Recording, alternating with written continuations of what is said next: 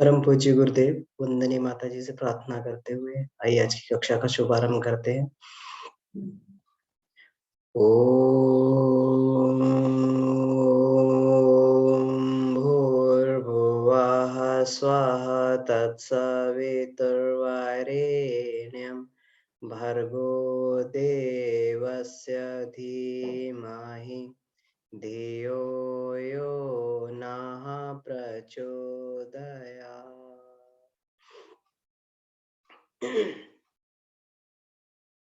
आज का जो विषय है ये नाद ब्रह्म का, शब्द ब्रह्म, नाद ब्रह्म का विषय है और किस प्रकार ओंकार के माध्यम से ब्रह्म की साधना की जाती है। तो इसी विषय पे हम लोग आज चर्चा करेंगे।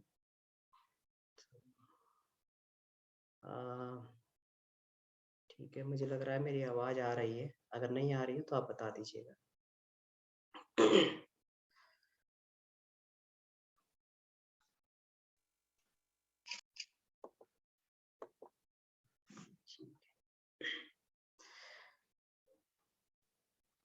अनंत काल से मनुष्य के अंदर यह जिज्ञासा रही कि ये सृष्टि कैसे बनी है, इस सृष्टि का प्रारंभ कैसे हुआ, ये ब्रह्मांड का प्रारंभ कैसे हुआ। तो सामान्य मनुष्य भले ही ना देख पाए, लेकिन हमारे ऋषियों ने इसको जान लिया था कि इस पूरी की पूरी सृष्टि का जो आरंभ हुआ है शब्द के द्वारा ही हुआ है। भौतिक विज्ञान भी अभी ये मानने लगा है कि बहुत समय पहले जब कोई एक विस्फोट हुआ और उसी से पूरा का पूरा ब्रह्मांड उदित हुआ, उसी से पूरा आज के जो जिस जिस ब्रह्मांड को हम लोग आज देख रहे हैं, वो सारा का सारा ब्रह्मांड जो है उसी एक ध्वनि से, उसी एक विस्फोट से प्रारंभ हुआ। हम लोग भौतिक विज्ञान में, फिजिक्स में पढ़ते हैं, बिग बैंग थ्योरी पढ़ते हैं। तो जहाँ पर ये कहा गया है, जहाँ पर इस थ्योरी में बताया गया है कि एक एक इनफाइनाइटली स्मॉल पॉइंट से और इनफाइनाइटली स्मॉल, इनफाइनाइटली एनर्जेटिक, जिसमें अनंत गुना छोटा, अनंत गुना ऊर्जावान एक बिंदु था जहाँ से एक विस्फोट हुआ। हमारा भारतीय अध्यात्म बहुत पहले से ये कहता है, एको हम बहुश्याम। जब ब्रह्म के अंदर ये स्फुरणा हुई कि मैं एक से बहुत हो जाऊं, तभी सृष्टि बननी शुरू हो गई। तो आज बिग बैंग थ्योरी के अनुसार करीब करीब 13.5 खरब वर्ष इस ब्रह्मांड को बने हुए हो गया, जिस आधुनिक ब्रह्मांड को हम लोग देखते हैं।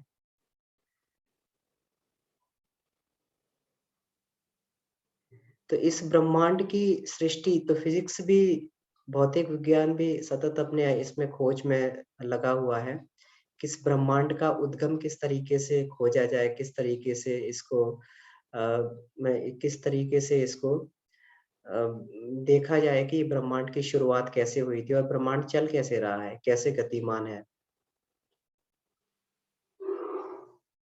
हमारे भारतीय ऋषि, हमारा भारतीय विज्ञान, भारतीय संस्कृति है बताती है कि ये ब्रह्मांड की उत्पत्ति शब्द के द्वारा हुई थी। शब्द ही वह पहली शक्ति है जिसके द्वारा ब्रह्मांड की उत्पत्ति हुई और निरंतर निरंतर इस ब्रह्मांड के अंतराल में शब्द ही गूंज रहा है, जिसके कारण ये ब्रह्मांड चलायमान है।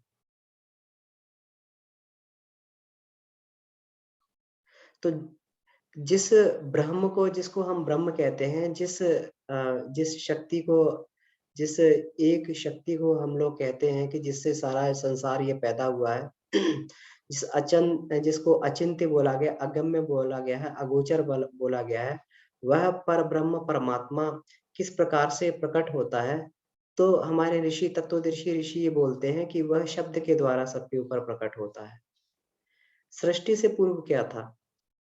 कहते हैं कि सृष्टि से पूर्व जो है अनंत आकाश था, अनंत आकाश। और उस अनंत आकाश में कुछ ऊर्जा की हलचलें हुई और कुछ ऊर्जा की हलचलें हुई और वहीं से जो सृष्टि प्रारंभ हुई, यह हमारा भारतीय अध्यात्म बताता है। जबकि फिजिक्स जो है, भौतिक विज्ञान, उसको बिग बैंग थ्योरी के हिसाब से उसको प्रूव करने की कोशिश करता है कि एक इनफाइनेटली डेंस पॉइंट से एक विस्फोट हुआ और वहीं से सृष्टि प्रारंभ हुई। तो हमारा जो अध्यात्म ये बताता है कि सृष्टि के अंदर कुछ हलचलें हुई, जिसको हम एको हम बहुश्याम की हलचलें कहते हैं। और यही हलचल जो है आगे चल के, यही शब्द जो है आगे चल के ये पंच तत्व बने और पंच प्राण बने। तो सृष्टि से पहले आकाश था, और हम लोग जानते हैं आकाश की तन्मात्रा क्या है? आकाश की तन्मात्रा है शब्द। तो इसका मतलब क्या हुआ कि शब्द ही सबसे पहले पैदा हुआ। अ प्रकाश को एक बहुत बड़ी शक्ति माना गया है। हम लोग प्रकाश को बहुत बड़ी शक्ति मानते हैं, लेकिन प्रकाश का प्रारंभ भी आधुनिक भौतिक विज्ञान के अनुसार 3,84,000 साल के बाद में जो है इस प्रकाश प्रकाश जो अस्तित्व में आया, विस्फोट के बाद में, ब्रह्मांडीय विस्फोट के बाद में 3,44,000 साल के बाद में प्रकाश अस्तित्व में आया, और उसके बाद में फिर सतत प्रकाश के जो है फ्री इलेक्ट्रॉन्स के माध्यम से, फोटॉन्स के माध्यम से हम ये संसार में प्रकाश देख रहे हैं, जो हम लोग ये लाइट देखते हैं, सनलाइट देखते हैं, इसके माध्यम से। और यही धीरे-धीरे कहते हैं कि यही शब्द की शक्ति धीरे-धीरे सघन होकर प्रकाश के साथ में विविध-विविध तरीके से अलग-अलग प्रकार से इसके सम्मिश्रण बनाकर ये हमारे पंच तत्व बने और पंच प्राण बने, और इन्हीं पंच तत्वों से, इन्हीं पंच प्राणों से आगे की हमारी सृष्टि बनी। तो क्या होता है, इसमें क्या कहा गया है कि ब्रह्मांड का जो उद्गम स्रोत है, ये उद्गम स्रोत शब्द है, और शब्द और आकाश का हमेशा से घनिष्ठ संबंध रहा है। हम लोग स्थूल आकाश को हम लोग ईथर बोलते हैं, स्थूल आकाश को हम लोग ईथर बोलते हैं। ईथर का मतलब क्या हुआ कि जो भी हमारे मुँह से ध्वनियाँ निकलती हैं, या जो भी ध्वनियों को इलेक्ट्रोमैग्नेटिक वेव्स के ऊपर मॉड्यूलेट कर दिया जाता है, वो सारी की सारी ध्वनियाँ आकाश में ईथर में ट्रेवल करती हैं।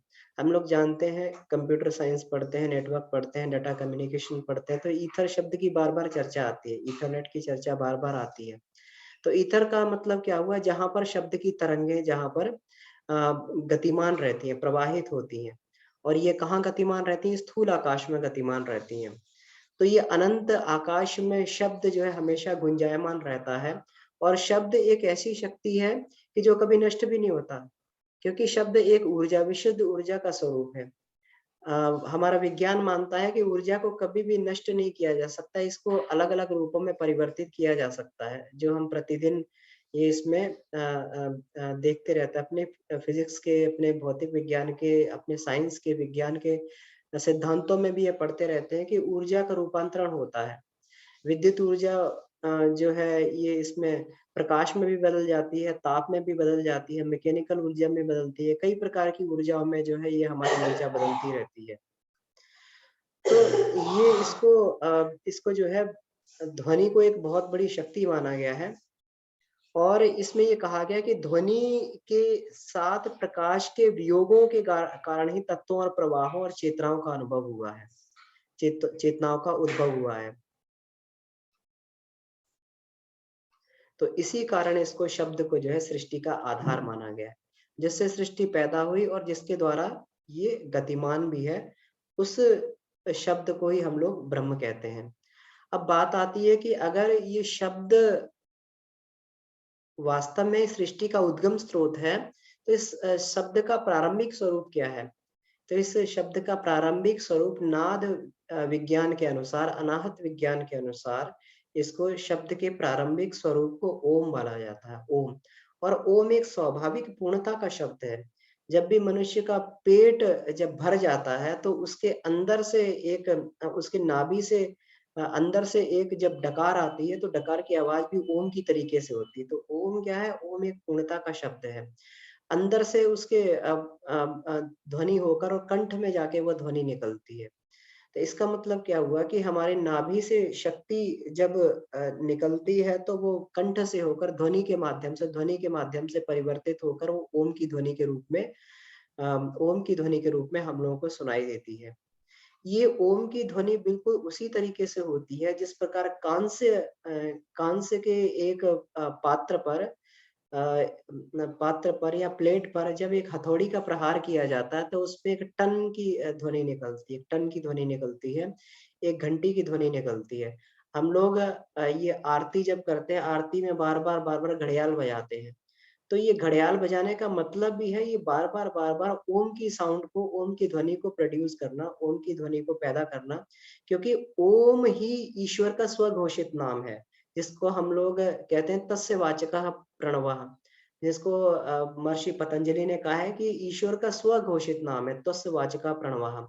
कि जब मनुष्य ने, जब ऋषियों ने, तत्वदर्शी ऋषियों ने ब्रह्म को पहली बार सुना तो उन्होंने केवल ओम के माध्यम से ही सुना, और ये ओम ही पूरी की सृष्टि में गुंजायमान है, तो इसलिए इसको ईश्वर का स्वघोषित नाम कहते हैं। तो जब भी कंस की हथौड़ी पर ये, जब हथौड़े की चोट की जाती है तो ओम की ध्वनि होती है, और ये ओम की ध्वनि कुछ देर तक ये गुंजायमान रहती है, फिर धीरे धीरे शिथिल पड़ती हुई और सूक्ष्म होती हुई चली जाती है और वातावरण में व्याप्त हो जाती है। तो ओम को इस सृष्टि का प्रारंभिक शब्द बोला गया है कि जहां से सृष्टि प्रारंभ हुई, और जहां से इस सृष्टि संचालन का उद्गम है, वहां से जो है निरंतर निरंतर ओम शब्द ही प्रवाहित होता है, और ओम शब्द ही ये पूरी की पूरी प्रकृति को चलायमान रखता है। इसको हम लोग आगे देखते हैं किस तरीके से। सबसे पहले तो ओम के स्वरूप को अगर देखें, तो ओम का स्वरूप जो लिखा जाता है, तो ये ओ उ म, ये 3 शब्दों से, इसको त्र्यक्षर बोलते हैं। ओ उ म 3 शब्द से मिलके बना हुआ है। इसकी 3 शब्द की साउंड होती है, ओम करके हम लोग इसको उच्चारण करते हैं। ओ से प्रारंभ होता है। अब ओ के पीछे ये जो 3 का अंक लगा होता है, 3 का अंक, और इसके बाद में आधा म जो है, आधा म का इसका इसमें लगा दिया जाता है। तो ये 3 का मतलब होता है प्लुत स्वर बोलते हैं। दीर्घ स्वर जो होते हैं, दीर्घ ह्रस्व स्वर होते हैं, जब उन्हें और तेजी से बोला जाए और खींच के बोला जाए, तो उसको प्लुत स्वर बोलते हैं। तो जब ओ के पीछे 3 लगा दिया जाता है, तो इसका मतलब यह होता है कि ओ को 3 गुनी क्षमता के साथ में बोलना है, 3 गुनी क्षमता के साथ में बोलना है। तो जब इसको ओ को हम लोग, ये ओ जो है ये दीर्घ स्वर्ग में ओ बोलते हैं, तो ओ को 3 गुनी क्षमता के साथ में थोड़ा लंबी आवाज में इसको बोला जाता है, ओ। तो फिर इसके बाद में फिर ये आधा म के साथ में, ये आधा म जो अनुस्वार है, इसको अर्ध बिंदु अर्ध अनुस्वार बोलते हैं, उसके साथ में खत्म किया जाता है। तो ओ और ये 3 का अंक और ये आधा म, ये तीनों का जो संक्षिप्त स्वरूप होता है, इसको हम जो है ओम के अक्षर के रूप में इसको लिखते हैं। और यही वह शब्द है, यही वह स्वरूप है जिसके कारण जो है सृष्टि का उद्भव हुआ, और यही स्वरूप बार बार जो है सृष्टि के अंतराल में बार बार सृष्टि के अंतराल में गुंजित होता रहता है, उस सृष्टि को झंकृत करता रहता है। पहले पेंडुलम वाली घड़ियां आती थी, हम सभी लोगों ने, बहुत सारे लोगों ने पेंडुलम वाली घड़ियां देखी होंगी। तो एक पेंडुलम के खास सिद्धांत के अनुसार बनाया गया है कि पेंडुलम स्वतः स्वसंचालित इसको बोला जाता है, एक आइडियल पेंडुलम को, जबकि ऐसा संभव नहीं होता। इसमें बहुत सारी एजम्पशन इसके पीछे की गई हैं कि एक, कि पेंडुलम अगर एक बार गति प्राप्त कर लेता है तो अपने आप ही फिर वो गति प्राप्त करता रहता है, अपने आप ही गतिमान रहता है, लेकिन ऐसा संभव नहीं है। एक आइडल पेंडुलम के पीछे बहुत सारी संकल्पनाएं इसमें की गई हैं। लेकिन पेंडुलम जो घड़ियों में होता है, तो जब ये पेंडुलम चलता है, तो ये पेंडुलम के साथ-साथ घड़ी के पुर्जे भी ये चलते रहते हैं। और जब ये घड़ी के पुर्जे जब ये चलते हैं, तो उसके द्वारा जो है घड़ी पूरी संचालित होती है और ये समय बताती रहती है। तो ये पेंडुलम के तरीके से ही ये हमारा ओम शब्द है, ये पृथ्वी के अंतराल में बार-बार गुंजित होता रहता है। जिस प्रकार से हम लोग ये अभी हम लोगों ने चर्चा की थी कि कांस्य की हथौड़ी पे हम लोग कांस्य की प्लेट पर, तश्तरी पर, या उस पर पात्र पर जब ये हथौड़ी मारी जाती है तो टन की आवाज आती है। तो ये टन की आवाज जो है एक साउंड प्रोड्यूस करती है, और साउंड ये सूक्ष्म होता हुआ चला जाता है। और जब ये साउंड सूक्ष्म होता है तो प्रकृति के अंतराल में प्रकृति से टकराकर ये प्रकृति प्रकृति को आंदोलित करता है। अब हम लोग जानते हैं कि पदार्थ का सूक्ष्मतम रूप क्या है। पदार्थ का सूक्ष्मतम रूप जो है जब देखते हैं तो परमाणु एटम के रूप में होता है। एटम को तोड़ दिया जाए तो एनर्जी निकलती है, एनर्जी रह जाती है। तो इसमें एटम में भी देखा जाए तो उसमें न्यूट्रॉन, प्रोटॉन, इलेक्ट्रॉन्स होते हैं। और वो न्यूट्रॉन और प्रोटॉन जो पॉजिटिव कण होते हैं उसके आसपास जो है इलेक्ट्रॉन जो नेगेटिव कण होते हैं, ये पूरा का पूरा चक्कर लगाते रहते हैं, ये गतिशीलता रहती है। और यही परमाणु के अस्तित्व का आधार है, यही एटम के अस्तित्व का आधार है। क्योंकि जब भी जे इलेक्ट्रॉन का और ये जो इलेक्ट्रॉन और प्रोटॉन का बंधन छूट जाता है तो केवल एनर्जी रूप में ही वो एटम एनर्जी रूप में परिवर्तित हो जाता है और उसकी अस्तित्व वहीं पर समाप्त हो जाता है, पूरा का पूरा पदार्थ वो ऊर्जा में बदल जाता है। तो इसी तरीके से तो ये चल कैसे रहा है, ये किस तरीके से अपना अस्तित्व बनाए हुए है कि इसमें ये एटम में कहीं न कहीं इलेक्ट्रॉन्स जो नेगेटिव कण है वो कहीं न कहीं गतिमान है, गतिशीलता है। एक अब ये गतिशीलता आ कहाँ से रही? तो इसका मतलब क्या हुआ कि प्रकृति ये निरंतर गतिशील है, तो इसके अंदर भी इसको भी गतिमान रखने के लिए, इलेक्ट्रॉन्स को भी गतिमान रखने के लिए कोई ना कोई ऊर्जा तो ऐसी होगी जो इसको गतिमान किए हुए है। तो इसी तरीके से जो है ये पेंडुलम का एग्जांपल लेते हैं कि पेंडुलम चलता है और घड़ी की सुइयाँ घूमती रहती है। इसी तरीके से जब ओंकार का जब टकराव प्रकृति के साथ में होता है तो प्रकृति आंदोलित होती है और प्रकृति आंदोलित होने से परा और अपरा प्रकृति दोनों प्रकृतियां गतिशील हो जाती हैं। किससे? इस शब्द की शक्ति के माध्यम से, ये ओंकार की शक्ति के माध्यम से। अब ये ओंकार की शक्ति सृष्टि को संचालित कैसे करती है? सृष्टि को संचालित कैसे करती है? उससे पहले हमें थोड़ा-सा शब्द के बारे में हमें थोड़ा और इसकी विस्तार में गहराई में जाना होगा। आइए इसको विस्तृत रूप से हम लोग समझते हैं कि शब्द के कितने प्रकार होते हैं। जब शब्द ही पूरी सृष्टि में गुंजायमान है, तो शब्द के प्रकार कितने हैं? तो इसमें गायत्री महाविज्ञान में बताया गया है कि शब्द के 2 प्रकार होते हैं। एक सूक्ष्म शब्द होता है जिसको विचार बोलते हैं और एक स्थूल शब्द होता है जिसको हम लोग नाद बोलते हैं। अब शब्द की हम लोग जब चर्चा करते हैं, सूक्ष्म शब्द पर हम लोग ध्यान देते हैं, विचार की तरफ ध्यान देते हैं, तो ब्रह्मलोक से एक एक सतत सतत शब्द जो है सदैव प्रवाहित होता रहता है, सदैव प्रवाहित होता रहता है सूक्ष्म शब्द शब्द के माध्यम से। और इसी शब्द को हम लोग ईश्वरीय शब्द बोलते हैं। तो इसीलिए कहा गया है कि ईश्वर सतत जो है निरंतर निरंतर हमसे वार्तालाप करना चाहते हैं, हमारे अंतःकरण में कुछ ना कुछ कहते रहते हैं, हमारे हमारी आत्मा के अंदर जो है कुछ ना कुछ प्रसारित करते रहते हैं। लेकिन बहुत कम ऐसे लोग होते हैं जो शब्द को सुनना चाहते हैं या जो इस शब्द को सुनने की इच्छा रखते हैं। कहते हैं कि हमने ईश्वर को नहीं देखा, हमने ईश्वर को नहीं सुना, लेकिन ये धारणा गलत है। हमें ये कहना चाहिए कि हम ईश्वर को सुनना नहीं चाहते या हम ईश्वर को देखना नहीं चाहते।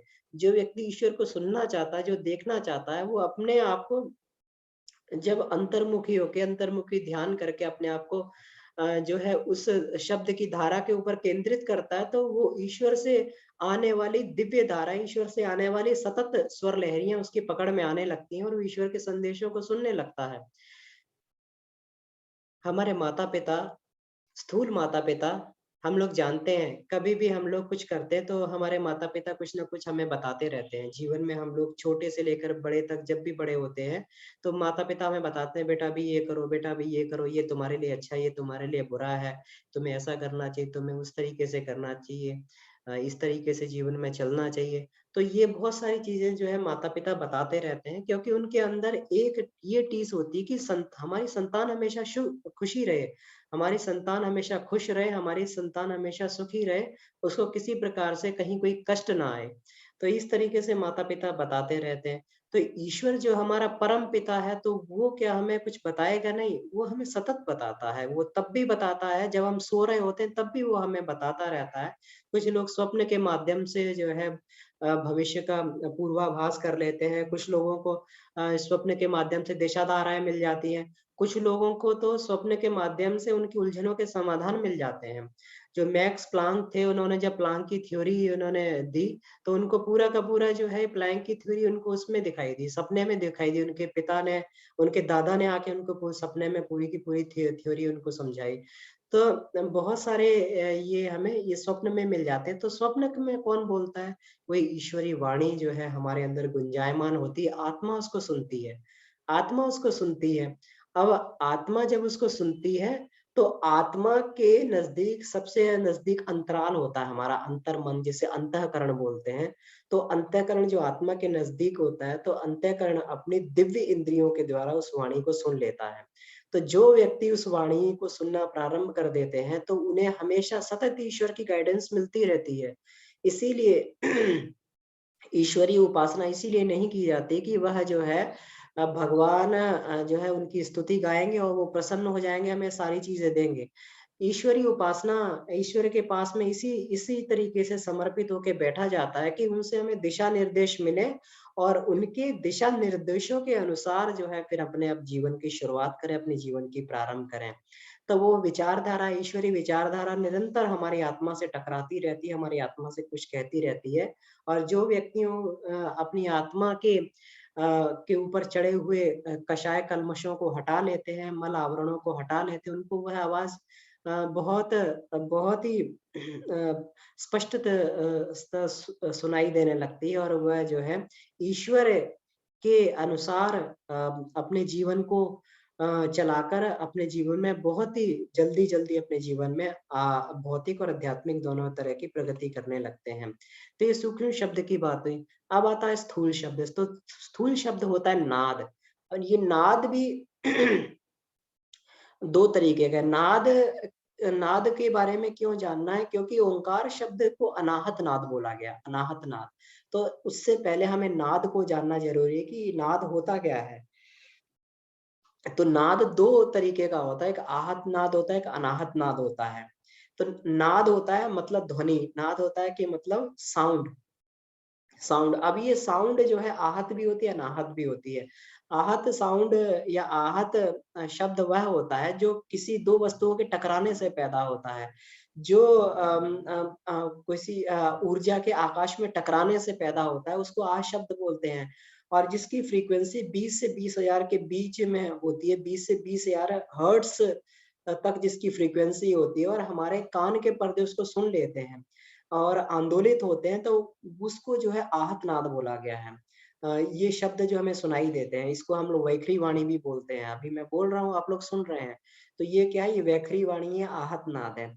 एक और नाद होता है जिसको अनाहत नाद बोलते हैं, जो टकराने से पैदा नहीं होता। ये प्रकृति का एक प्रकृति की सूक्ष्म दिव्य तरंगे हैं, जो प्रकृति के अंतराल में पैदा होती हैं, और प्रकृति के अंतराल में ध्वनियाँ पैदा होती हैं, और उन्हें स्थूल कर्णेंद्रियाँ नहीं सुन पाती। उनको सुनने के लिए व्यक्ति को अपनी सूक्ष्म कर्णेंद्रियों को जागृत करना पड़ता है, और वो कर्णेंद्रियाँ जागृत करने के बाद ही व्यक्ति उस अनाहत नाद को सुन पाता है। तो प्रकृति के अंतराल में प्रति क्षण एक ओंकार ध्वनि चलती रहती है। इस तरीके से ध्वनि चलती रहती है, जैसे तत्वदर्शी ऋषियों ने जिसको सुना। और साधारण मनुष्य भी इस नाद को सुन सकता है, लेकिन उसको प्रारंभ जो है, उसको प्रारंभ बहुत ही उसका प्रारंभ जो है संसार की अन्य ध्वनियों से उसको प्रारंभ करना पड़ता है।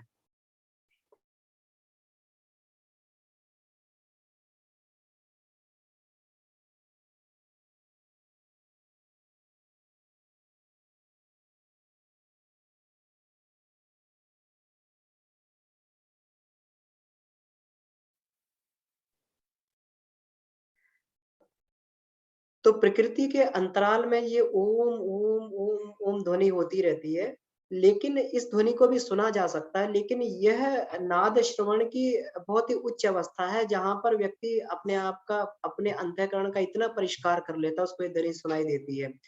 इस नाद की ध्वनि को सुनने के लिए व्यक्ति को प्रारंभिक ध्वनियों से प्रारंभ करना पड़ता है, जिससे उसकी सूक्ष्म कर्णेंद्रियां पहले उसकी सूक्ष्म कर्णेंद्रियां निर्मल हो जाएं, सूक्ष्म इंद्रियां उसके निर्मल हो जाएं।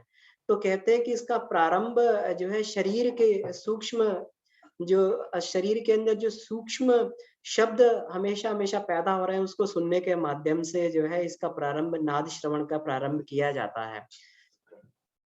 जब मनुष्य नाद श्रवण का प्रारंभ करता है, तो प्रारंभिक अवस्था में वो जिन शब्दों को सुनता है, वो है अपने शरीर में जैसे रक्त प्रवाह के शब्द को सुना, रक्त प्रवाह का शब्द जो है एक रेलगाड़ी की तरीके से, जिस प्रकार एक रेलगाड़ी चलती है उस तरीके से उसको ये प्रवाह उसको सुनाई देता है।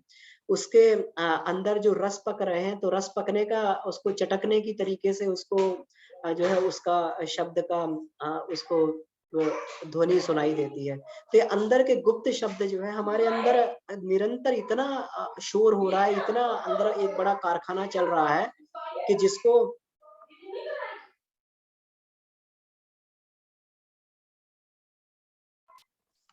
इतना बड़ा कारखाना चल रहा है, अगर भगवान अगर उसको पूरे को अनम्यूट कर दें तो इतना जबरदस्त स्वर होगा कि मनुष्य के कान फट जाएंगे। लेकिन उस ईश्वर की बड़ी कृपा हमारे ऊपर है कि उन्होंने सारे के सारे साउंड को इस तरीके से दबा दिया है कि वो इतना बड़ा फैक्ट्री चलते हुए भी जो है हमें कुछ भी अंदर सुनाई नहीं देता है। वो अपने आप चलता रहता है। लेकिन जब व्यक्ति नाद श्रवण प्रारंभ करता है तो उसको इन्हीं ध्वनियों से होके जाना पड़ता है, इन्हीं ध्वनियों से होके गुजरना पड़ता है। धीरे धीरे जब वो सूक्ष्म कर्णेंद्रियां जब सूक्ष्म कर्णेंद्रियां जब ये निर्मल हो जाती हैं, तब व्यक्ति को जो है धीरे धीरे इस प्रकृति के अंतराल में सीटी जैसी, बांसुरी जैसी इसको ध्वनि सुनाई देने लगती है। यही प्रारंभिक ध्वनि बोली जाती है, प्रारंभिक नाद बोला जाता है। इसी बांसुरी की ध्वनि को धीरे धीरे धीरे धीरे व्यक्ति पकड़ता हुआ और आगे चल के फिर ओंकार ध्वनि को पकड़ने लगता है, जो कि एक बहुत ही उच्च अवस्था है। लेकिन ये प्रारंभ यहीं से होता है। ये प्रारंभ धीरे धीरे होकर ये फिर ये आगे बढ़ता रहता है। इसमें इसमें ये कहा गया है, अब ये ध्वनियां कितनी तरीके की होती हैं, एक साधारण व्यक्ति कितनी तरीके की ध्वनियों को इसमें सुन पाता है, ये ध्वनियां पैदा कैसे होती हैं। कहते हैं कि जब ओम ओम की ध्वनि का उद्भव होता है, ब्रह्म के अंदर से स्फुरणा जब ओम की ध्वनि के रूप में व्याप्त होती है, तो वह ध्वनि सृष्टि के अलग अलग तत्वों के अंदर से गुजरती है। जब वो सृष्टि के अलग अलग तत्वों के अंदर से गुजरती है तो अलग अलग तरीके की ध्वनियां पैदा होती हैं। तो सृष्टि में कपिल मुनि ने बताया है कि सृष्टि में कितनी 24 तत्वों की संख्या है। तो इस प्रकार से 24 ही ध्वनियां संसार में प्रवाहित हो रही हैं, और ये 24 की 24 ध्वनियों के कारण ही ये 24 शक्तियां हैं, क्योंकि ध्वनि ही, शब्द ही शक्ति है। तो ध्वनियां ही शक्ति है, ये 24 शक्तियां ही मिलकर इसको गायत्री की शक्ति बोला गया है। लेकिन प्रमुख जो अनाहत नाद है जिसे सामान्य मनुष्य सुन सकता है, वो जो 10 प्रकार के शब्द जो प्रकृति के अंतराल में गुंजायमान होते हैं, उस 10 प्रकार के शब्दों को सुना जा सकता है। ये शब्द है संघारक शब्द, जिसकी पायजेब की झंकार जैसी ध्वनि होती है, पालक सागर की लहर की तरीके से, सृजक मृदंग की तरीके से, सहस्त्र दल शब्द जो है शंख की तरीके से ध्वनि होती है, आनंद मंडल शब्द की तुरही की तरीके से ध्वनि होती है। तुरही होती है, मुड़ी हुई तुरही होती है, जिस तरीके से जो है ये होती है, रणभेरी होती है, उस तरीके से तुरही होती है। चिदानंद होती है, ये मूरी मूरी जो है ये बांसुरी की तरीके से होती है, लेकिन बहुत लंबी होती है, आदिवासी लोग इसको बजाया करते थे।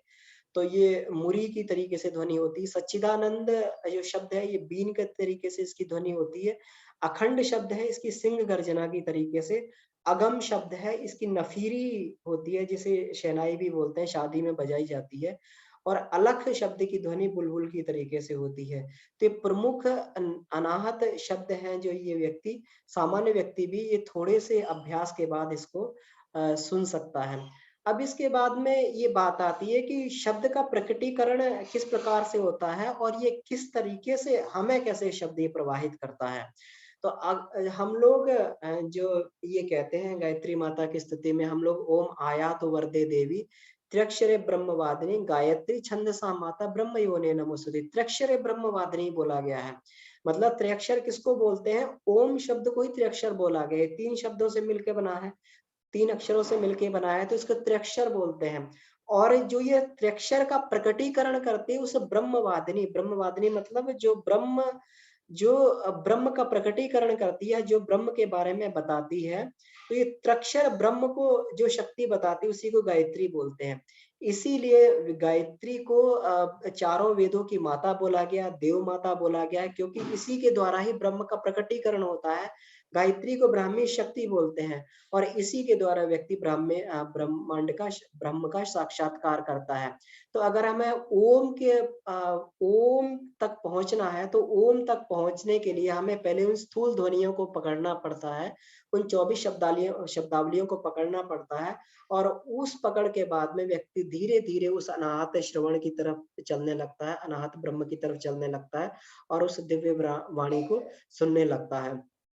कहते हैं कि जब ये ब्रह्म के अंदर से ओंकार शब्द निकलता है तो वह पुनः जो है ब्रह्म से टकराकर 7 बार टकराता है, प्रकृति से टकराकर और ब्रह्म से 7 बार टकराकर और ध्वनित होता है। ये ध्वनि ही पेंडुलम की तरीके से सृष्टि को चलाती है। तो इसमें आगे चल के ये जो ओम धारा है ये 3 धाराओं में बढ़ जाती है। 3 धाराएं जिसे ह्रीम, श्रीम और क्लीम की धाराएं बोलते हैं। ये ओम ध्वनि उसमें, क्योंकि इसको त्रिपदा बोला गया है। तो सृष्टि के जब प्रारंभ हुआ और जब ब्रह्म ने कहा एको हम बहुश्याम, तो उसकी ये एको हम बहुश्याम की धारा भी 3 धारा में बट गई, जिसको सृष्टि के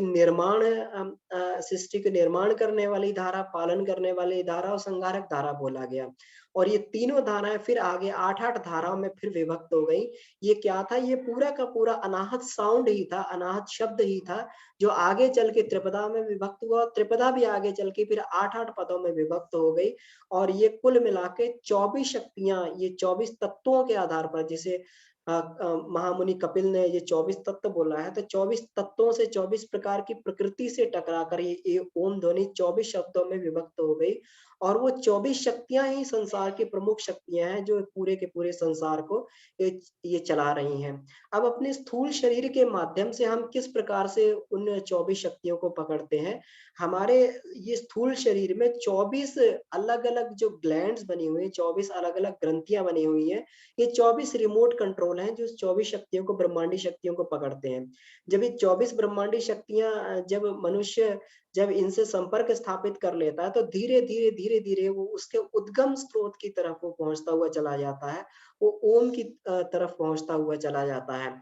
लेकिन उसको पहले, क्योंकि हमें स्थूल से सूक्ष्म बनना, हम लोग स्थूल हैं, स्थूल पिंड हैं, हम लोग पंच तत्वों का, पंच प्राणों का समन्वय मात्र है। तो हमें स्थूल से ही हमें जो सूक्ष्म को पकड़ना होता है। तो इसके लिए हम अवलंबन करते हैं गायत्री मंत्र की उपासना का, गायत्री जप का, क्योंकि ओम का विस्तार ही सारे के सारे मंत्र हैं। ओम का विस्तार 24 शक्तियों के रूप में वो गायत्री मंत्र बन गया। ओम का विस्तार जो अलग-अलग शब्दों के रूप में बनता है तो अलग-अलग मंत्र बन जाते हैं। ये सारे के सारे ध्वनियाँ, सारे के सारे मंत्र जो है ये अपौरुषीय हैं और ये ध्वनियों के माध्यम से हमारे दृष्टाकर्ता ऋषियों ने पकड़े और उनको छंदबद्ध कर दिया गया।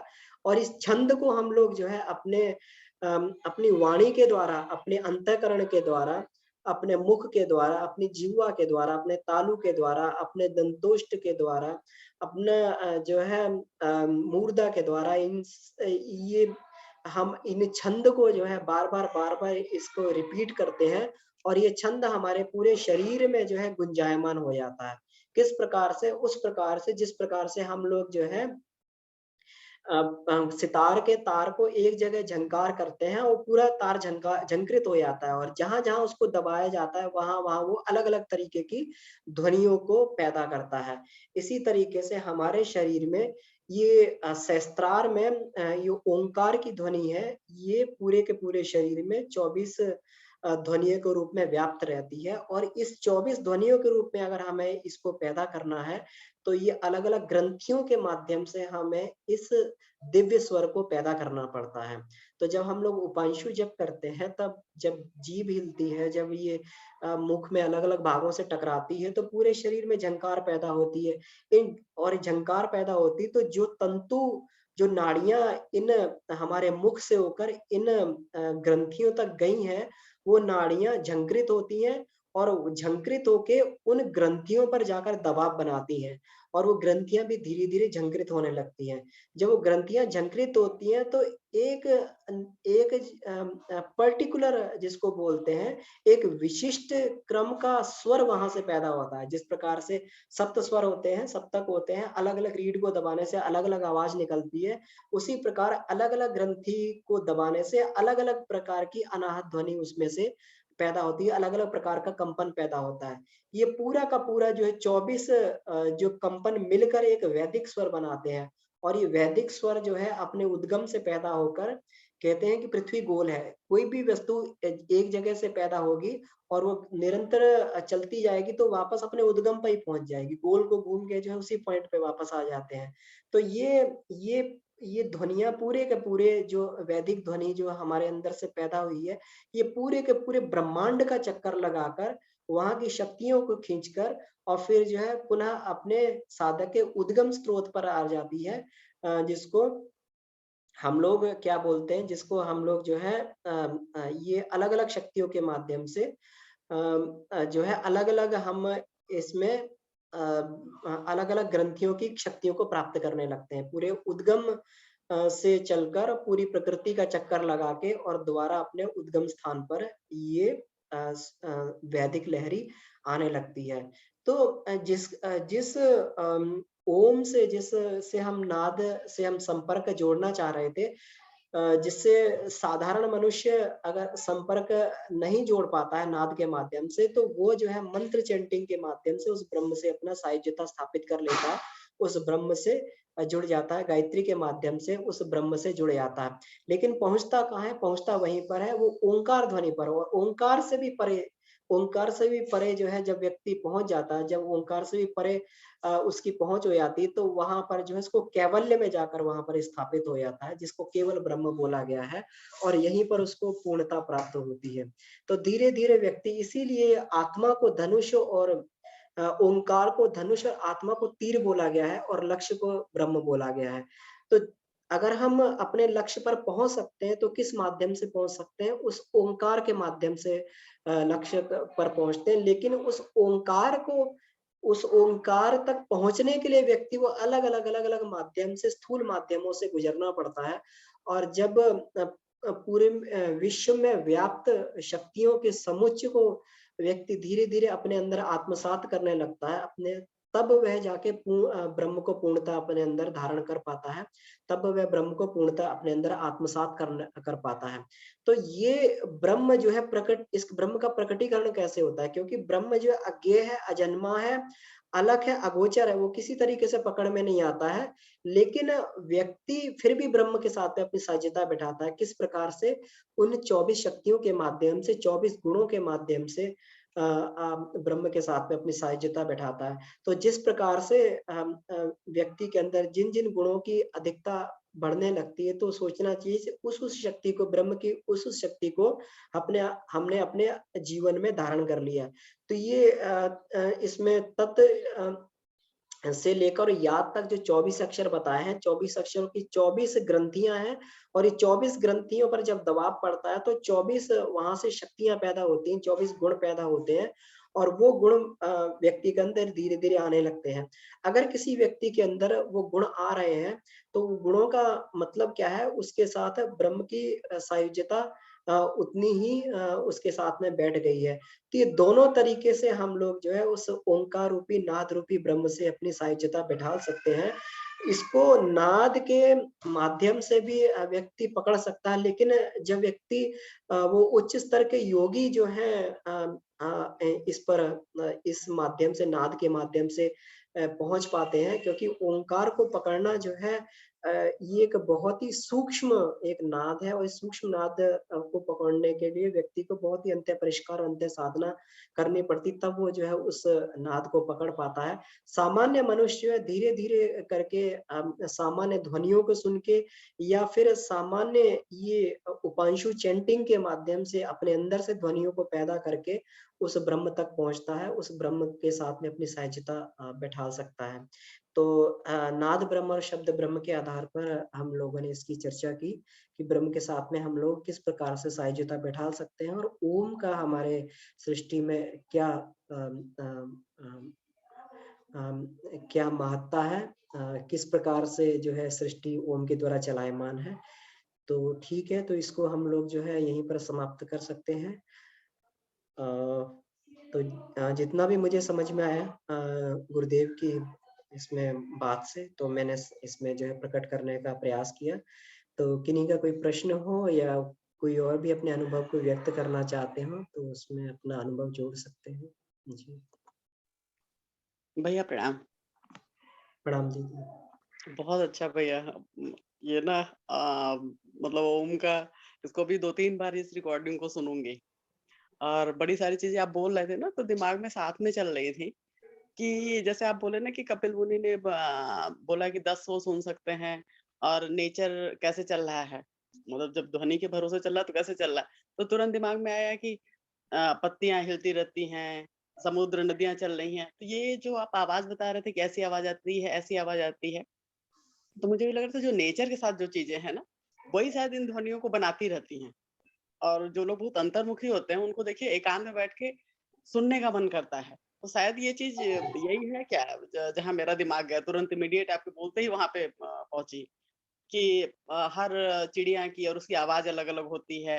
तो क्या इनको बहुत ध्यान से सुनने से हो सकता है इन ध्वनियों का एहसास होता हो, जो अलग-अलग आप 10 ध्वनियाँ बता रहे थे, जो कि ऐसी आवाज़ आती है, ऐसी आवाज़ आती है। क्या ये सही जगह पे सोच थी मेरी ये? हाँ दीदी, बिल्कुल सही सोच है।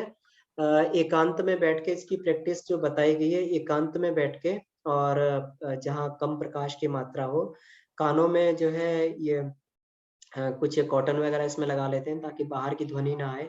तो धीरे-धीरे ये प्रकृति के अंतराल में चलने वाली ध्वनियाँ हैं। तो हम लोग ये भी कह सकते हैं कि जैसे सृष्टि का जो गति हो रही है, पत्ते हिल रहे हैं या समुद्र बह रहा है या फिर नदियाँ बह रही हैं या हवा चल रही है, ये सारी की सारी ध्वनि के माध्यम से ही चल रही है। ये पूरी की पूरी ध्वनियाँ पहले जो है, ये जिस भी तत्व में टकराती है, उस तत्व में से उस प्रकार की ध्वनि निकलती है, ध्वनि के रूप में गुंजायमान होती है और उस तत्व में उस प्रकार का जो है शब्द के अनुसार उसमें परिवर्तन होने लगता है। तो ये 10 ध्वनियाँ जो इसमें बताई गई हैं, जो सामान्य साधक इसको सुन सकता है। तो ये 10 प्रकार के शब्द हैं और ये अलग-अलग सृष्टि के अंतराल में होने वाले अलग-अलग गुंजन हैं, जिसको जो है एकांत में सुना जा सकता है। जी, दीदी। हाँ भैया। और भैया जिन्होंने प्रश्न पूछा था, कल बात हुई थी जो है, तो मैंने उनको बोला था कि मैं रिकॉर्डिंग शेयर कर दूँगी आपको। तो उन्होंने कहा था कि ठीक है, और मैं अपने ग्रुप में कर दूँगा। तो मैंने कहा हाँ ठीक है। तो अगर उनको कुछ भी प्रश्न होता है तो मैं आपका नंबर शेयर कर दूँगी उनके साथ। जी, जी, दीदी बिल्कुल तो अगर कोई भी प्रश्न होगा, अगर समाधान हम लोग इसमें गुरुदेव की किताब में से देखते रहेंगे, अगर मालूम होगा तो बता देंगे, नहीं तो उसमें जो है पढ़ के भी स्वाध्याय करके भी बताया जा सकता है। जी, दीदी। ठीक है भैया। थैंक यू भैया। जी प्रणाम भैया। बहुत-बहुत धन्यवाद। इसके माध्यम से मुझे भी बहुत स्वाध्याय करने का इसमें मिला क्योंकि इसमें जो है और कुछ प्रैक्टिसेस भी करने का इसमें मिला, आपकी प्रेरणा से इसमें। जी, धन्यवाद दीदी। अरे भैया वो इतना विशाल विषय उन्होंने पूछा, तो मुझे लगा कि अब ये तो पढ़ के समझना भी एक्चुअली अंदर की उतनी क्षमता या तो जागृत रहे कि वो चीज़ें वो आप पकड़ सकें। तो ये मुझे लगा कि आप एक बार समझ के समझाएँगे ना, जैसे बहुत सारी चीज़ें क्लियर हो रही थी, और 2-3 बार सुनूँगी तो और भी ज़्यादा विचार से अपने कनेक्ट कर पाऊँगी। तो अभी कई बार मैं खुद भी सुनूँगी इसको और शेयर करूँगी जो उनके साथ। जी, जी दीदी। रिकॉर्डिंग बिल्कुल, पे नहीं बिल्कुल। है। हाँ जी, ये मैंने प्रणाम भैया। शब्द ब्रह्म, नाद ब्रह्म वाङ्मय में से लिया है। जी, इसको। दीदी प्रणाम। प्रणाम, बहुत-बहुत बहुत बढ़िया, बड़ा आनंद आ रहा है। अच्छा, मेरे ये जी। पूछना था कि मानसिक जप और अजपा अजपा जप में उसका क्या प्रभाव होता है? अच्छा, इसमें ना इको आ रहा है, 1 मिनट में इसमें हाँ, कहीं से इको आ रहा है आपका। अच्छा, इसमें मानसिक जप और अजपा अच्छा आपका प्रश्न है? दिक्कत है। 1 मिनट। हाँ, ये मीको इको कर रहा था, तो इसलिए जो है इसको म्यूट कर दिया। अभी दोबारा आप अनम्यूट कर लीजिएगा अपने आप को। तो इसमें मानसिक और अजपा जप में आपने कहा इसमें क्या फ़र्क होता है? तो सोहम साधना को अजपा जप बोला गया है। जिस तरीके से हमारे अंतःकरण में एक ध्वनि जो है साँस के द्वारा एक कंटीन्यूअस ध्वनि होती रहती है। जब साँस खींचते हैं तो सो की ध्वनि होती है और जब छोड़ते हैं तो ह की ध्वनि होती है, हम की ध्वनि होती है और बीच में एक का गैप आता है, सो-हम। इसलिए जब सोहम को लिखा जाता है तो सो के बाद में प्लुप्त जो प्लुत स्वर होता है वो लगा के एस होते हैं उसको लगा के फिर हम। तो इसका मतलब क्या हुआ कि एक निरंतर हमें एक ध्वनि बोध करवाती रहती है कि हम वही हैं जो हमारा हमारा नियंता है, जो हमें पैदा करने वाला, हम भी बिल्कुल उसी स्वरूप हैं। तो जब साँस खींचते हैं तो इसमें सोहम साधना में ये भाव किया जाता है कि हमारे अंदर हम ईश्वर के दिव्यत्व को अपने अंदर धारण कर रहे हैं, हम ईश्वर को अपने अंदर धारण कर रहे हैं। और अब जो है, अब जब थोड़ी देर रुका जाता है तो वहाँ पर भाव को बदल लिया जाता है कि अब जीव भाव खत्म हुआ, अब हम ब्रह्म भाव में परिवर्तित हो गए हैं। क्योंकि मनुष्य का मुख्य जो उद्देश्य होता है, जीव को खत्म करके शिव भाव में बदलना होता है। जो जीव भाव को शिव भाव में बदल लेता है, उसी को कहते हैं कि मुक्ति मिल गई, मोक्ष मिल गया, और उसी को कहते हैं कि तत्व ज्ञान हो गया। तो इसमें जो है सोहम साधना के माध्यम से यही करने का प्रयास करते हैं। सो के द्वारा जो हम ब्रह्म को धारण करते हैं, अ के द्वारा जो है उस अंतराल में उस अपने अंदर जो हमारा अपना एनक्रोचमेंट है उसको खत्म करके, और हम का मतलब जो है ब्रह्म को स्थापित किया जाता है। तो ये इसको अजपा जप बोलते हैं। तो इसलिए हर प्राणी जो है, हर मनुष्य हर एक सांस के साथ में अजपा जप, जितनी सांसें होती हैं उतने मंत्र का जप करता रहता है। तो ये तो अजपा जप हुआ। तो धीरे-धीरे लेकिन होता ये बोध के साथ में है।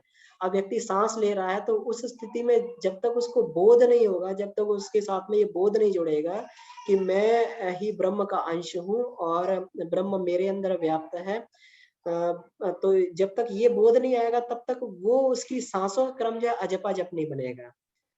तो ये तो अजपा जप हुआ सोहम साधना के माध्यम से, इसको हंस योग भी बोलते हैं। और इसमें जो है ये मानसिक जप होता है, तो मानसिक जप में कंटिन्यूअस हम लोग जो, या उपांशु जप में कंटिन्यूअस हम लोग गायत्री मंत्र का उच्चारण करते हैं। अब बात तो वही है, उसमें भी वही किया जा रहा है। गायत्री मंत्र के द्वारा भी अल्टीमेटली हमें यही बोध हो रहा है कि हम जो है सविता की तरीके से सविता को वर्ण कर रहे हैं और उसकी तरीके से बन रहे हैं, और उसके तरीके से क्रमिक विकास करते हुए बन रहे हैं। प्रचोदयात् मतलब हमें उसकी तरीके से बनने के लिए ही प्रेरणा मिल रही। तत्सवितुर्वरेण्यम भर्गो देवस्य धीमहि धियो यो न प्रचोदयात्, मतलब क्रमिक विकास करते हम उसकी तरीके से बन रहे हैं। तो बात दोनों में बराबर है, मानसिक जप में भी बराबर है और अजपा जप में भी बराबर है। लेकिन अजपा जो है ये थोड़ी एडवांस स्टेज होती है जप करने की, जहाँ फिर व्यक्ति इतना जो है उसके अंदर स्थित प्रज्ञता वाली स्थिति आ जाती है कि फिर उसको बोध नहीं रहता है, और उसको बोध करके जप नहीं करना पड़ता। जो हम बोध करके अभी जब मानसिक जप कर रहे थे, उपांशु जप कर रहे थे, सोच के कर रहे थे कि हम जप कर रहे हैं, तब उसकी हर एक सांस में जो है फिर वो जप चलने लगता है।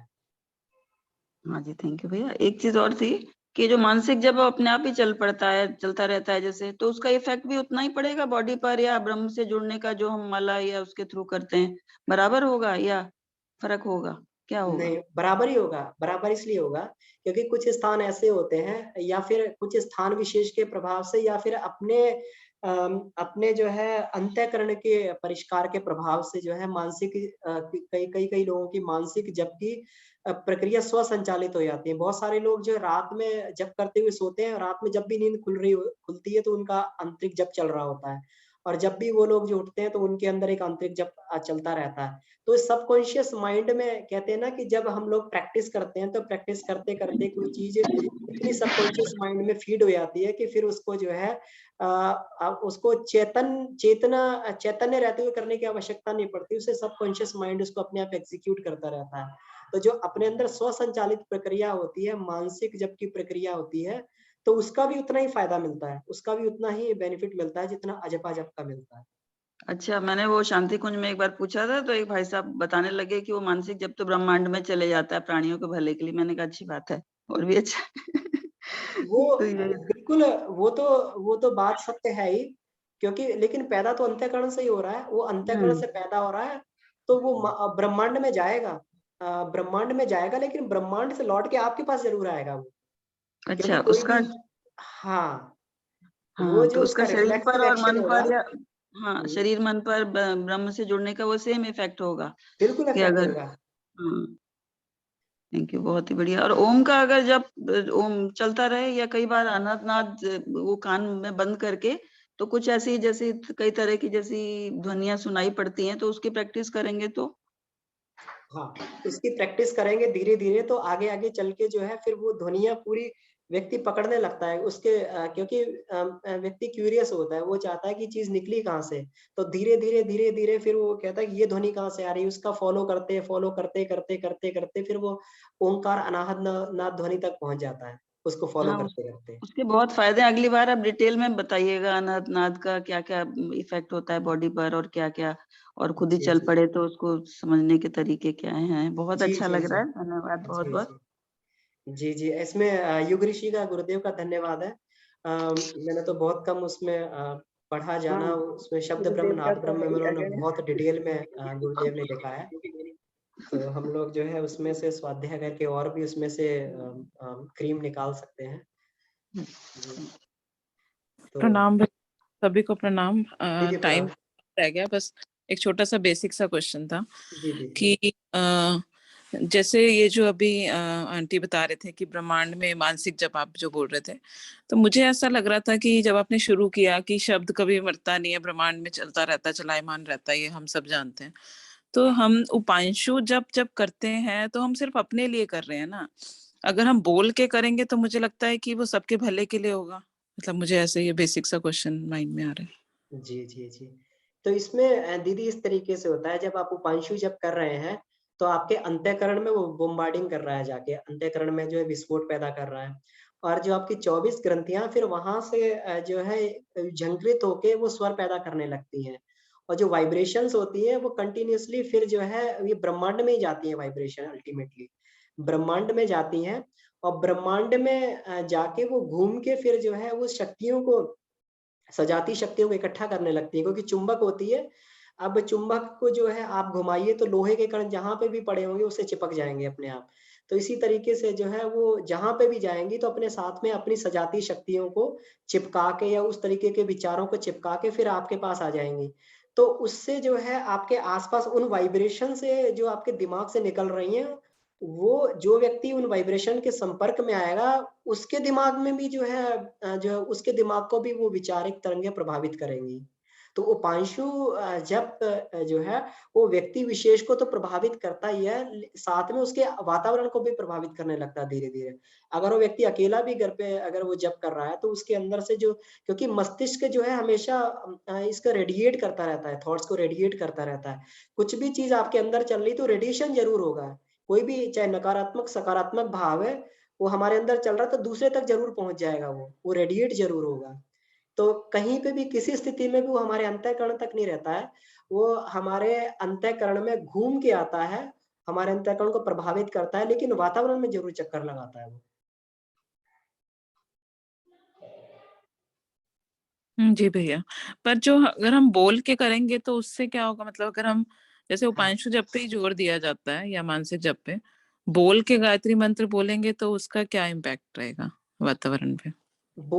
जब बोल के गायत्री मंत्र जप किया जाता है तो उससे भी साउंड एनर्जी पैदा होती है और वो भी उससे जो भी वातावरण उससे भी वातावरण पवित्र होता है, परिष्कृत होता है। लेकिन उसमें क्या होता है अपने को उससे कम बेनिफिट मिलता है। अपने को कम बेनिफिट इसलिए मिलता है क्योंकि वो उपांशु जप के माध्यम से जो वाइब्रेशन हम लोग पैदा कर रहे हैं, तो वो जो है फिर जो कन्वर्ज होके शक्ति एक जगह काम करनी चाहिए थी, वो पूरी की पूरी शक्ति जो डाइवर्ज हो जाती है। तो वो पूरे वातावरण को प्रभाव करती है, हलचल ज़रूर पैदा करती है, लेकिन थोड़ी हलचल पैदा करेगी, ज़्यादा नहीं करेगी, थोड़ी हलचल पैदा करेगी।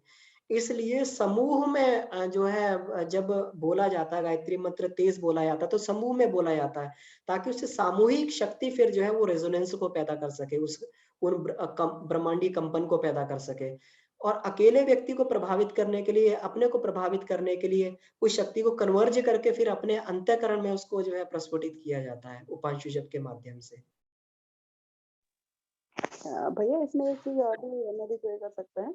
जैसे जब हम लोग बोलते हैं मंत्र, एक बार क्या जी, हुआ, कुछ शूट कर रहे थे बच्चे, मैं आरती कर रही थी, तो मुझे लगा यार कैसे, तो मैंने कान बंद कर लिया, अपना से उंगली डाल के कान बंद करके करने लगी।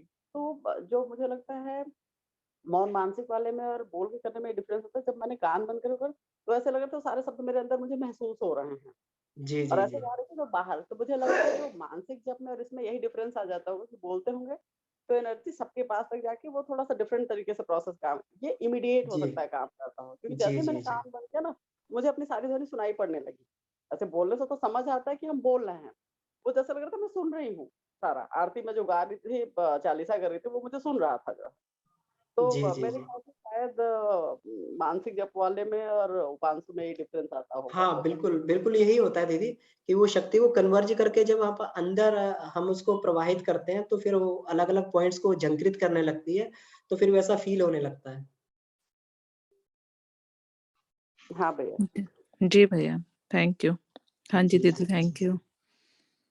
प्रणाम दीदी। जी जी, जी। क्लास भैया प्रणाम भैया, सभी को प्रणाम। जी, प्रणाम, प्रणाम अ, भैया। भैया मेरा प्रश्न भी जो है जब से रिलेटेड ही है।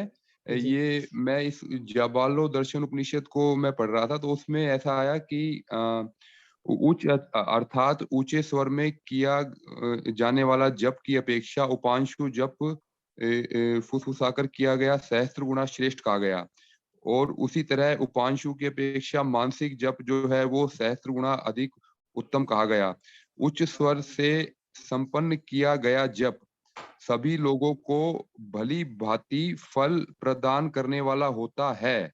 अब आगे आता है कि किंतु किंतु यदि उस मंत्र को निम्न स्तर के व्यक्तियों ने श्रवण कर लिया तो वह व्यर्थ हो जाता है। तो इसका क्या अर्थ है भैया कि अगर वो कहते हैं कि जो बोल करके जो गायत्री जब हम कर रहे हैं उसको अगर उस मंत्र को निम्न स्तर के व्यक्तियों ने श्रवण कर लिया तो वह व्यर्थ हो जाता है। इसके बारे में थोड़ा बताइए। जी भैया इसमें ये कहा गया है, समय हो गया है लेकिन फिर भी इसको जल्दी कंप्लीट करते हैं, इस बात को। आपका प्रश्न बहुत अच्छा है भैया कि जो बोलकर अपन उच्चारण करके जप करते हैं, तो ये जो है उससे अधिक उपांशु जब फ़ायदा करता है अपने अंतःकरण के लिए। और उपांशु से भी अधिक मानसिक जब फ़ायदा करता है क्योंकि उसमें उसमें ये भी क्रिया जो मुँह की क्रिया हो रही है वो भी बंद हो जाती है। केवल अंतःकरण की हम लोग परापश्यन्ति वाणी से ही फिर जो है वो कनेक्शन बिठाने का प्रयास करते हैं। तो इसलिए उसको उससे भी श्रेष्ठ बोला गया है। लेकिन जब वैखरी वाणी में ये गायत्री मंत्र बोला जाता है, तो अगर उसको कोई निम्न भाव वाला व्यक्ति सुनता है, निम्न भाव वाले व्यक्ति का मतलब है शूद्र व्यक्ति। शूद्र का मतलब जो होता है कि जिसको अपना आत्मिकी उद्धार नहीं करना है, जिसको अपने आत्मिकी से कोई लगाव नहीं है, जिसको अपने आत्मिक उद्धार से कोई लगाव नहीं है, जिसके अंदर जो है अध्यात्म पर चलने के लिए कहीं पे भी कोई भी ना तो प्रेरणा है, बिल्कुल उदासीन है उसके प्रति, जिसका दृष्टिकोण बिल्कुल और बिल्कुल एक पाश्विक दृष्टिकोण है। तो उस व्यक्ति के कान में अगर गायत्री मंत्र पड़ेगा तो उसको कहीं कोई प्रभाव नहीं पड़ेगा, उसको कहीं कोई प्रभावित नहीं करेगा। और वहाँ पर गायत्री मंत्र का जो है वो कहते हैं कि निष्फल हो जाता है। वहाँ जो गायत्री मंत्र का जो प्रभाव है वो निष्फल हो जाता है। क्यों? क्योंकि व्यक्ति जो उसको सुन रहा है, वो खुद ही जो है आत्मिक प्रगति नहीं करना चाहता है। और कहते हैं कि जब तक व्यक्ति खुद नहीं चाहता तो ईश्वर भी चाहे तो उसकी मदद नहीं कर सकते हैं, जब तक व्यक्ति खुद अपने अंदर से नहीं चाहता है। तो इसीलिए जो है ऊँचे स्वर में पहले नहीं बोला जाता था क्योंकि ये जो है बहुत बड़ी जो है ये एक बहुत बड़ा जिसको अपन अभी तो सब लोग खुले में गायत्री मंत्र बोलते हैं, सब कुछ बोलते हैं। पहले तो एक बहुत बड़ी इसको विशेष संपदा माना जाता था और बहुत पात्र व्यक्ति को दिया जाता था ताकि इसका जो है कोई उथला व्यक्ति इसको जो है सुन के और इसकी महिमा का फिर जो है इसकी महिमा को गौण ना करे, इसकी इसकी गरिमा को गौण ना करे। इसलिए किसी निम्न व्यक्ति को इसको नहीं सुनाया जाता था, ना दिया जाता था।